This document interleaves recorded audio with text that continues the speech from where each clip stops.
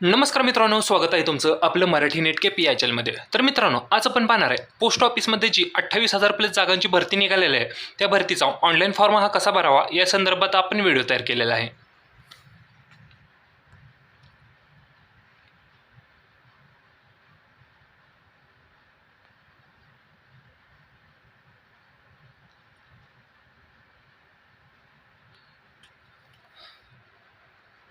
त्याच्याबद्दल आपण थोडीशी माहिती जाणून घेऊ की याच्यामध्ये किती पदं आहेत, कोणकोणत्या तर याच्यामध्ये आपण थोडीशी माहिती जाणून घेऊ की भरतीसाठी काय काय क्रायटेरिया आहे, किती पदे आहेत, ती वयाची मर्यादा काय, फी किती लागणार, या सर्व महत्त्वाच्या गोष्टी या ठिकाणी आपण एका मिनिटात जाणून घेऊ। तर या ठिकाणी तुम्ही पाहू शकता इथे जाहिरात क्रमांक दिलेले आहे, त्याच्या खाली दिलेला आहे बघा, टोटल 28,000 प्लस जागांची ही भरती निघालेली आहे। याच्यामध्ये 3 पद आहेत, GDS branch post master BPM, त्यानंतर दुसरं पद आहे GDS assistant branch post master ABPM आणि तिसरं आहे डाकसेवक। या टोटल तिन्ही पोस्टसाठी मिळून 28,000 जागांची ही भरती निघालेली आहे। त्यासाठी तुमचं फक्त 10वी पास असणं गरजेचं आहे। तसंच नॉर्मल तुम्हाला संगणकाचं ज्ञान असलं पाहिजे, याच्यामध्ये तुम्हाला MSCIT किंवा कॉम्प्युटरचा कोणता पण कोर्स झालेला असलं पाहिजे आणि तुम्हाला सायकल चालवण्याचं ज्ञान थोडंफार असलं पाहिजे या ठिकाणी। तसेच वयाची मर्यादा ही 18 ते 40 वर्ष वय तुमचं असलं पाहिजे। याच्यामध्ये SC ST असेल तर यामध्ये तुम्हाला 5 वर्ष सूट भेटणार आहे आणि OBC असेल तर तुम्हाला 3 वर्षे सूट भेटणार आहे। आणि ही भरती आहे ती संपूर्ण भारतभर ही भरती निघालेली आहे।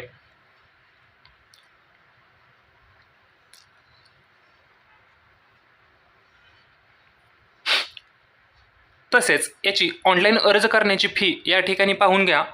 जनरल OBC आणि EWC यांच्यासाठी 100 रुपये फी राहणार आहे।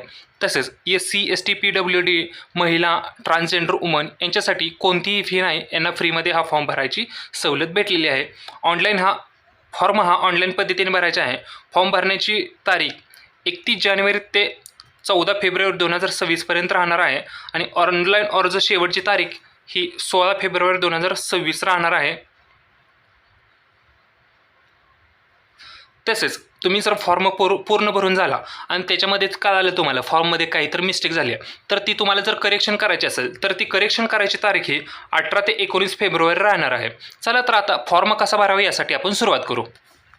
ऑनलाईन अर्ज करण्यासाठी आपल्याला या वेबसाईटवरती यायचं आहे। या वेबसाईटची लिंक ही तुम्हाला डिस्क्रिप्शनमध्ये दिली जाईल। या वेबसाईटवर आल्यानंतर या ठिकाणी पाहू शकता इथे click here to new registration हे बटन दिसतं, या बटनावर आपल्याला क्लिक करून घ्यायचं आहे। या बटनावर क्लिक केल्यानंतर इथे पाहू शकता न्यू कॅन्डिडेट रजिस्ट्रेशन, या बटनावर आपल्याला क्लिक करून घ्यायचं आहे। त्याच्यानंतर आपल्याला या ठिकाणी आपला 10 अंकी मोबाईल नंबर टाकायचा आहे। तसेच या ठिकाणी खाली आपल्याला ईमेल ID टाकायचा आहे, दोन्ही पण व्हॅलिड असले पाहिजेत। ते आपण टाकून घेऊ आणि नेक्स्ट बटनावर क्लिक करून घेऊ। पाहू शकतो आपण ईमेल ID मोबाईल नंबर टाकला, त्याच्यासमोर सेंड OTP हे बटन आहे, त्या दोन्ही बटनावर आपल्याला क्लिक करून घ्यायचं आहे। ईमेल ID आणि मोबाईल नंबर दोन्हीवरती पण OTP गेलेले आहेत, ते OTP आपल्याला या पुढील रकाने टाकून घ्यायचं आहे। त्याच्यानंतर आपल्याला नेक्स्ट या बटनावर क्लिक करून घ्यायचं आहे। आपण OTP टाकून घेतले, त्याच्यानंतर समोर व्हेरीफाय OTP हे बटन दिसतं दोन्ही ठिकाणी, ते दोन्ही व्हेरीफाय बटनावर आपण क्लिक करून OTP व्हेरीफाय करून घेऊ। पाहू शकता दोन्ही कॉन्टॅक्ट या ठिकाणी व्हेरीफाय सक्सेसफुल झालेलं आहे। त्याच्यानंतर नेक्स्ट या बटनावर क्लिक करून घेऊ। त्याच्यानंतर आपलं आता या ठिकाणी नाव टाकायचं आहे। या ठिकाणी आपलं ॲप्लिकंटचं नावमध्ये आपलं नाव स्वतःचं टाकून घ्यायचं आहे। ज्या पद्धतीने आपलं 10वीच्या मार्कशीटवर नाव आहे त्या पद्धतीने या ठिकाणी पूर्ण नाव टाकून घ्या। त्याच्यानंतर या ठिकाणी डेट ऑफ बर्थ सिलेक्ट करा, तुमचं जेंडर सिलेक्ट करा, मेल फिमेल काय असेल ते। त्यानंतर फादर अँड गार्डियन्स नेम विचारत आहे, या ठिकाणी वडिलांचं नाव टाकून घ्या। ते झाल्यानंतर खाली आईचं नाव टाकून घ्यायचं आहे। त्यानंतर कम्युनिटीमध्ये तुमची कास्ट सिलेक्ट करायची आहे, तुमची UR असेल, UR म्हणजे open caste, OBC SC ST PWD जी कास्ट असेल ती कास्ट या ठिकाणी सिलेक्शन करून घ्या। त्याच्यानंतर कंप्लीट या बटनावर आपल्याला क्लिक करून घ्यायचं आहे। या ठिकाणी सगळी माहिती टाकली, त्याच्यानंतर कंप्लीट या बटनावर क्लिक करून घेऊ। आपण पाहू शकता या ठिकाणी रजिस्ट्रेशन नंबर भेटलेला आहे आपल्याला, तो या ठिकाणी आपण कॉपी करून घ्यायचा आहे किंवा एका नोटवर नोट डाऊन करून ठेवायचा आहे। हा याचा आपल्याला मेसेज पण येतो, तो आपल्याकडं नोट डाऊन राहीलच। त्याच्यानंतर आपली पुढची स्टेप ही अशी असणार आहे की आता परत आपल्याला या डॅशबोर्डवरती यायचं आहे। या ठिकाणी परत आपल्याला click here and register apply या बटनावर क्लिक करून घ्यायचं आहे। खाली पाहू शकता कॅन्डिडेट लॉग इन हे बटन दिसतं, याच्यावर आपल्याला क्लिक करून घ्यायचं आहे आणि प्रोसीड टू लॉग इन या बटनावर क्लिक करून घ्या। तुमच्या मोबाईलला आलेला ID पासवर्ड या ठिकाणी टाकून लॉग इन बटनावर क्लिक करून घ्यायचा आहे। लॉग इन बटनावर क्लिक केल्यानंतर तुमच्या मोबाईलवर एक OTP जाईल. तो OTP आपल्याला या ठिकाणी टाकून व्हेरीफाय अँड लॉग इन या बटनावर क्लिक करून घ्यायचा आहे. या ठिकाणी व्हेरीफाय झालेला आहे. त्याच्यानंतर आपण पोर्टलमध्ये लॉग इन झालेलो आहोत. त्याच्यानंतर तुमच्यासमोर असा डॅशबोर्ड ओपन होईल. तो डॅशबोर्ड ओपन झाल्यानंतर या ठिकाणी खाली पाहू शकता, या ठिकाणी अप्लाय ऑनलाईन या ठिकाणी हिरव्या कलरचं बटन दिसतं. याच्यावर आपल्याला क्लिक करून घ्यायचं आहे.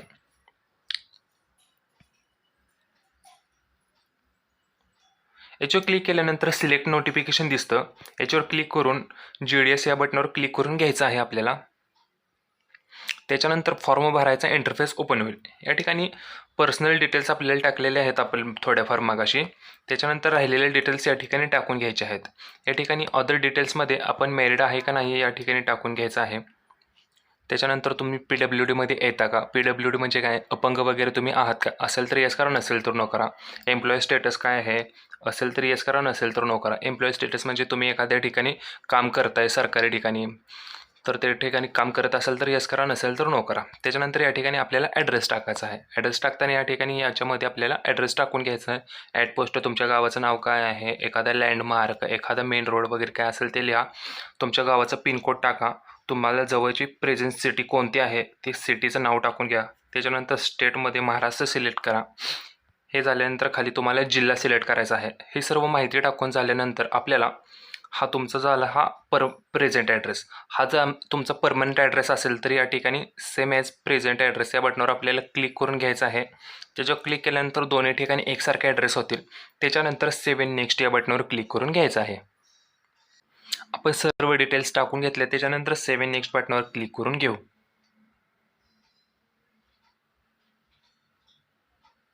त्याच्यानंतर या ठिकाणी आपल्याला एज्युकेशन डिटेल्स टाकून घ्यायचे आहेत. एज्युकेशन डिटेल्समध्ये आपल्याला 10वीचे डिटेल्स टाकायचे आहेत. 10वीला कोणतं सर्कल होतं, सर्कल म्हणजे कोणतं राज्य होतं ते राज्य सिलेक्शन करून घ्यायचं आहे. 10वीला कोणता पासिंग इयर होतं, म्हणजे 10वी तुमची कधी पासआउट झाला ते वर्ष या ठिकाणी सिलेक्शन करून घ्या, 10वी पासआउट वर्ष.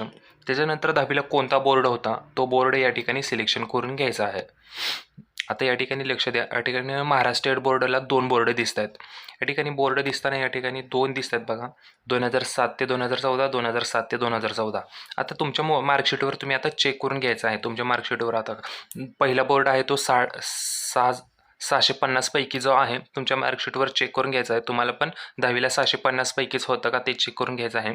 आणि खालचा आहे PWD वाल्यांसाठी, तर आपल्याला येणार आहे तो पहिला महाराष्ट्र स्टेट बोर्ड येणार आहे, तर तो बोर्ड सिलेक्शन करून घ्या या ठिकाणी. त्याच्यानंतर तुम्हाला 10वीला कोणता सीट नंबर होता तो नंबर या ठिकाणी टाकून घ्यायचा आहे. सीट नंबर तुमचा काय असेल ते टाकून घ्या. सीट नंबर टाकून झाला. त्याच्यानंतर या ठिकाणी तुम्हाला मार्क्स टाकून घ्यायचे आहेत. आता या ठिकाणी सायन्स विषयाला तुम्हाला किती मार्क्स होते ते मार्क्स या ठिकाणी टाकून घ्यायचे आहेत. त्याच्यानंतर मॅथ्सला किती होते ते मार्क्स टाकून घ्या. नंतर 6 नंबरला सोशल सायन्स आहे, त्याला किती मार्क्स होते ते मार्क्स टाकून घ्यायचे आहेत. आता मध्ये जे विषय राहतात त्याचं काय करायचं आहे. आता 2 नंबरला आता चूज सब्जेक्ट म्हणून दाखवतं. 2 नंबरचं ओपन करायचं आहे. त्याच्यामध्ये तो तुम्हाला कोणकोणते सब्जेक्ट होते ते सब्जेक्ट या ठिकाणी आपण सिलेक्शन करून घ्यायचे आहेत. 2 नंबरला आता सेकंड लँग्वेज आपली हिंदी होती, तर हिंदी सिलेक्शन करून घ्या. हिंदीचे मार्क्स त्याच्यासमोर टाकून घ्या. 4 नंबरला आता कोणते विषय होता, फर्स्ट लँग्वेज आपली मराठी होती, फर्स्ट लँग्वेज मराठी करा, मराठीचे मार्क टाकून घ्या. 5 नंबरला आता थर्ड लँग्वेज विचारेल, थर्ड लँग्वेज आपली इंग्लिश होती, तर इंग्लिशचे मार्क या पद्धतीने इथे टाकून घ्यायचे आहेत. सर्व मार्क्स या ठिकाणी टाकून घ्या. त्याच्यानंतर लास्टला विचारेल hi you study in additional language of other than mention above. या ठिकाणी नोच येणार आहे. तुम्हाला अदर लँग्वेज कोणती नव्हती महाराष्ट्र स्टेट बोर्डला, जर बाकीच्या बोर्डला असेल तर त्यांनी येस करून ती माहिती टाकून घ्यायची आहे. या ठिकाणी आपण सर्व मार्क्स टाकून घेऊ. त्याच्यानंतर सेव्ह नेक्स्ट बटनावर क्लिक करून घेऊ. पाहू शकता या ठिकाणी एज्युकेशन डिटेल्स सेव्ह झालेले आहेत. त्याच्यानंतर आपल्याला फर्स्ट रेफरन्स द्यायचे आहेत. आता तुम्हाला कोणत्या राज्यात अप्लाय करायचं ते राज्य सिलेक्शन करून घ्या. त्याच्यामध्ये कोणत्या जिल्ह्यामध्ये अप्लाय करायचं, कोणत्या डिव्हिजनसाठी अप्लाय करायचं आहे ते डिव्हिजन या ठिकाणी सिलेक्शन करून घ्यायचं आहे. आपल्याला सांगली डिव्हिजनसाठी अप्लाय करायचं आहे, तर या ठिकाणी सांगली डिव्हिजनमध्ये असलेले प्रत्येक गावामधले पोस्ट दिसतील या ठिकाणी. ते तुम्हाला कोणकोणत्या पोस्टला अप्लाय करायचं आहे ते पोस्टला आपल्याला रेफरन्स द्यायचे आहेत. आता समजा आता आपल्याला आपली कास्ट कोणती आहे, OBC कास्ट आहे. तर आता आपल्याला OBCचे सगळे रेफरन्स द्यायचे आहेत. आता 2 नंबरचं पोस्ट आहे बघा OBCसाठी या ठिकाणी जागा. तर या ठिकाणी आपल्याला 1 नंबर द्यायचा आहे. 1 नंबर दिला तर आता खाली चॉईस करायचा 2 नंबरला OBC कुठं आहे, 6 नंबरला आहे बनपुरी, त्याच्यामध्ये OBCसाठी जागा. तर या ठिकाणी 2 नंबर आहे असं सिलेक्शन करून घ्यायचं आहे. या ठिकाणी आपण पाहू शकतो या पद्धतीने सिलेक्शन करून घ्यायचं आहे. त्यानंतर 8 नंबरला पण OBC आहे, 9 नंबरला पण OBC आहे. तर या ठिकाणी 3 आणि 4 नंबर या ठिकाणी आपण सिलेक्शन करून घेऊ.